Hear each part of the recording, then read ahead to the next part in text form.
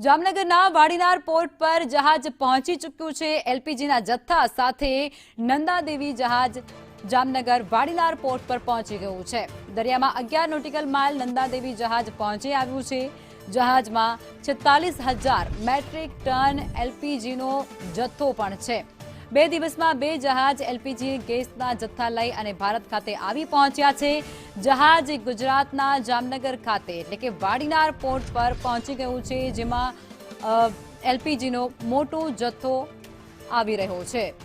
એલપીજીના જથ્થા સાથે આ જહાજ જે વાડીનાર પોર્ટ પર પહોંચી ગયું છે, દરિયામાં 11 નોટિકલ માઇલ નંદાદેવી જહાજ પહોંચી ગયું છે।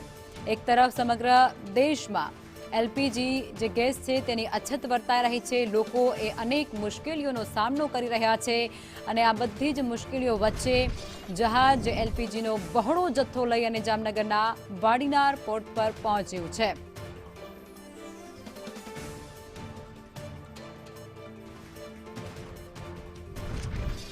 તો વધુ એક જહાજ ગેસના મોટા જથ્થા સાથે ગુજરાત આવી પહોંચ્યું છે। શિવાલિક જે ગઈકાલે પહોંચ્યું હતું અને આજે પહોંચી ચૂક્યું છે નંદાદેવી। આ બંને તસવીરો પણ અત્યારે ટીવી સ્ક્રીન પર દેખાઈ રહી છે। મુન્દ્રા પોર્ટ પર ગઈકાલે એક જહાજ આવ્યું હતું। ગઈકાલે શિવાલિક જે મુન્દ્રા પોર્ટ પર પહોંચ્યું હતું, જેમાં પણ બહોળા પ્રમાણમાં એલપીજીનો જથ્થો હતો અને આજ રોજ વાડીનાર પોર્ટ પર જામનગરના વાડીનાર પોર્ટ પર નંદાદેવીનું આગમન થઈ ચૂક્યું છે। આ બંને જહાજો જે સ્ટ્રીટ હોર્મુઝ પાસેથી પસાર થઈ અને મોટા પ્રમાણમાં એલપીજી ગેસનો જથ્થો લઈ અને ગુજરાત આવી પહોંચ્યા છે। હવે રાંધણ ગેસની જે અછત હતી તે હવે ક્યાંક નહીં વર્તાય, લોકોને આંશિક રાહત મળશે તે પ્રકારની વિગતો પણ આ બંને જહાજ અહીં આવ્યા છે તેના પરથી લગાવાઈ રહ્યો છે અનુમાન સ્વરૂપે।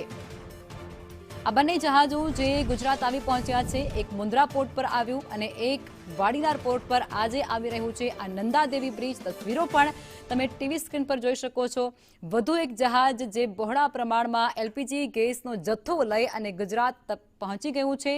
ગુજરાત જામનગરના જે પોર્ટ છે વાડીનાર પોર્ટ, ત્યાં આ જહાજ આવી રહ્યું છે। આ જહાજ પહોંચતાની સાથે જ હવે રાંધણ ગેસની જે અછત ખૂબ વર્તાઈ રહી છે તેમાં આંશિક ઘટાડો થશે તેવું પણ લોકો અનુમાન લગાવી રહ્યા છે।